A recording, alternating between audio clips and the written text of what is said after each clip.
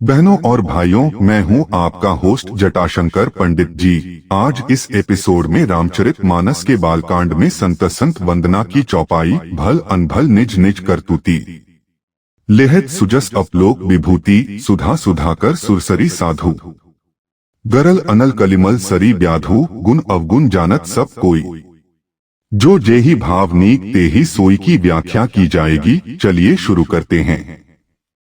भला और बुरा कर्म का फल। भले और बुरे कर्म का प्रत्यक्ष प्रभाव मानव के जीवन पर पड़ता है। संस्कृत साहित्य में कहा गया है कि जैसा समाज वैसी सोच। इसका अर्थ है कि व्यक्ति के कर्म उसके सोचने के ढंग और उसके द्वारा प्रवाहित ऊर्जा के परिणाम होते हैं।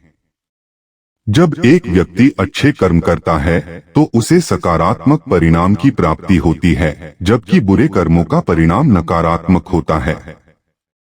यह एक अद्वितीय चक्र है जो मानव के भाग्य निर्माण में महत्वपूर्ण भूमिका निभाता है। उदाहरण के लिए, जब कोई व्यक्ति परिश्रम से काम करता है और समाज में सहायता करने के लिए तत्पर रहता है, तो उसके फलस्वरूप न केवल उसे आत्मिक संतोष प्राप्त होता है, बल्कि समाज द्वारा भी उसकी सराहना होती है। इसके विपरीत, अगर कोई व्यक्ति अन्याय करता है या दूसरों को नुकसान पहुंचाता है, तो उसे सामाजिक अपयश का सामना करना पड़ता है। यह अनुसंधान यह दर्शाता है कि समाज के विभिन्न वर्गों में अच्छे और बुरे कर्मों के परिणाम भिन्न भिन्न हो सकते हैं। कई धार्मिक ग्रंथों में भी इन कर्मों का विस्तृत उल्लेख मिलता है। कर्म के सिद्धांत ने भारतीय संस्कृति में गहरी पैठ बना ली है, जिसमें यह विश्वास किया जाता है कि प्रत्येक व्यक्ति का भाग्य उसके कर्मों द्वारा निर्धारित होता है। इस प्रकार भले कर्मों से सुख और समृद्धि की प्राप्ति होती है, जबकि बुरे कर्मों से दुख और विनाश। इसलिए यथासंभव अच्छे कर्म करना न केवल एक नैतिक दायित्व है, बल्कि यह व्यक्ति के भाग्य का निर्माण करने का एक सशक्त माध्यम भी है। सकारात्मक गुण और नकारात्मक अवगुण। मानवता के नैतिक मूल्यों में सकारात्मक गुण और नकारात्मक अवगुण महत्वपूर्ण भूमिका निभाते हैं। समाज में हर व्यक्ति का अपने गुणों और अवगुणों की पहचान करना आवश्यक होता है। सकारात्मक गुण जैसे कि दया, सहानुभूति, ईमानदारी और विनम्रता का समाज में बड़ा महत्व है। ये गुण न केवल व्यक्तिगत संबंधों को बेहतर बनाते हैं, बल्कि सामाजिक सामंजस्य को भी बढ़ावा देते हैं। जब लोग एक दूसरे के प्रति सहानुभूति और समर्थन व्यक्त करते हैं, तो यह समाज को अधिक सहिष्णु और समझदारी बनाता है।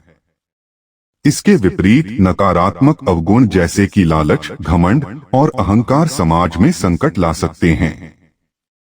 इन अवगुणों का प्रभाव न केवल व्यक्तिगत जीवन में, बल्कि समग्र समाज की संरचना और नैतिकता पर भी पड़ता है।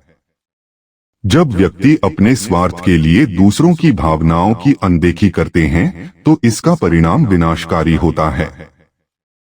समाज में अवगुणों की मौजूदगी से परस्पर संबंधों में खटास आ सकती है और सामाजिक ताने बाने में दरारें उत्पन्न हो सकती हैं। इस संदर्भ में यह बेहद आवश्यक है कि समाज इन गुणों और अवगुणों के प्रति जागरूक रहे। लोग अपनी आदतों और प्रवृत्तियों का अवलोकन करके स्वयं का मूल्यांकन करें, ताकि वे सकारात्मक गुणों को अपने जीवन में ढाल सकें। सामाजिक संगठनों और परिवारों की जिम्मेदारी है कि वे नैतिकता और सच्चरित्रता की बातों को आगे बढ़ाएं। जब सभी व्यक्ति मिलकर सकारात्मक दिशा में कार्य करेंगे, तब समाज को स्थायित्व और स्वास्थ्य प्रदान करने में मदद मिलेगी। धर्म, कर्म और पाप का ताना बाना। धर्म और कर्म का आपसी संबंध भारतीय दर्शन में एक अत्यंत महत्वपूर्ण विषय है। धर्म, जिसे अक्सर नैतिकता और सदाचार के सिद्धांतों के साथ जोड़ा जाता है, एक ऐसा मार्ग है जो व्यक्ति को सही कार्यों की दिशा में प्रेरित करता है। इसके विपरीत कर्म वह क्रिया है जो व्यक्ति द्वारा किए जाने वाले कार्यों का संक्षेप में चित्रण करती है। यह स्पष्ट है कि सही कर्म करने के लिए एक स्पष्ट धर्म का पालन आवश्यक है। जब व्यक्ति धर्म का पालन करते हुए कर्म करता है, तब उसे सुखद परिणाम प्राप्त होते हैं, जबकि पाप करने से बुरे फल मिलते हैं। भारतीय संस्कृति में पाप और पुण्य का संघर्ष हमेशा से ध्यान केंद्रित करता रहा है। पुण्य के कार्य जैसे कि निस्वार्थ सेवा, ध्यान और साधना व्यक्ति को अमृत, चंद्रमा और गंगा जैसे दिव्य गुणों की ओर ले जाते हैं। ये सभी तत्व शुद्धता और सकारात्मकता के प्रतीक हैं। इसी प्रकार पाप, जो विष, अग्नि और कलयुग की तत्वों से जोड़ा जाता है, व्यक्ति को अधर्म के मार्ग पर अग्रसर करता है। इस प्रकार पाप और पुण्य का द्वंद्व जीवन के विभिन्न पहलुओं को निर्धारित करता है, जिससे यह स्पष्ट होता है कि व्यक्ति के कार्यों का उसके जीवन पर गहरा प्रभाव पड़ता है। इस तानाबाने में धर्म और कर्म का गहरा संबंध न केवल व्यक्तिगत विकास को प्रभावित करता है, बल्कि समाज में भी एकत्रित रूप से प्रभाव डालता है। जब व्यक्ति धर्म के मार्ग पर चलकर सकारात्मक कर्म करता है, तब वह समाज में व्यापक स्तर पर भलाई का संचार करता है। ऐसे में यह आवश्यक हो जाता है कि हम अपने कर्म और धर्म के मूल्य को समझें और उन्हें अपने जीवन में आत्मसात करें। व्यक्तिगत दृष्टिकोण और विचारधारा। व्यक्तिगत दृष्टिकोण और विचारधारा एक व्यक्ति की पहचान का महत्वपूर्ण हिस्सा होती है, जो उसके पसंद नापसंद के आधार पर भले और बुरे के प्रति उसके दृष्टिकोण को निर्दिष्ट करती है। मनुष्य अपनी व्यक्तिगत अनुभवों, परिवेश और समाज के मूल्य आधारित तर्कों के आधार पर नैतिकता का बोध करता है। उदाहरण के लिए, एक व्यक्ति जो शहरी परिवेश में पला बढ़ा है, उसके नैतिक दृष्टिकोण ग्रामीण क्षेत्र में पलेढ़े व्यक्ति से भिन्न हो सकते हैं। यह विविधता न केवल उन परिस्थितियों का परिणाम है जिनमें एक व्यक्ति ने जीवन बिताया है, बल्कि यह भी समाज में उपस्थित सदियों पुरानी परंपराओं और मूल्यों से प्रभावित होती है। विभिन्न सांस्कृतिक क्रियाकलाप, धार्मिक मान्यताएं और सामाजिक मानदंड विपरीत दृष्टिकोणों को जन्म देते हैं।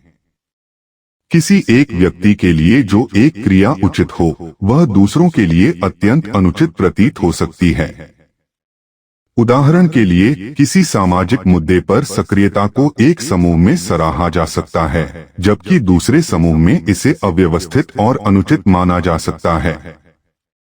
इस दृष्टिकोण के पीछे व्यक्तित्व, पूर्वाग्रह और सांस्कृतिक बैकग्राउंड प्रमुख भूमिका निभाते हैं। इसके अलावा व्यक्तियों के अनुभव भी उनके दृष्टिकोण को विभिन्न रूपों में प्रभावित करते हैं। जैसे कोई व्यक्ति व्यक्तिगत रूप से भेदभाव का सामना करता है, तो वह समानता और मानवाधिकार के मुद्दों के प्रति संवेदनशील हो जाता है।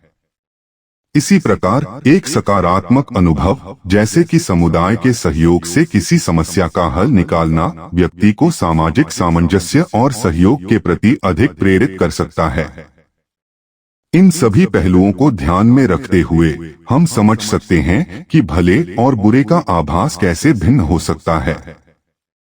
बस आज का एपिसोड यहीं समाप्त करते हैं। अगले एपिसोड में अगली व्याख्या के साथ उपस्थित होंगे। यदि यह व्याख्या आपके हृदय को कहीं स्पर्श कर जाए, तो आभार रूप में आप इसे शेयर और लाइक करना बिल्कुल भी न भूलें।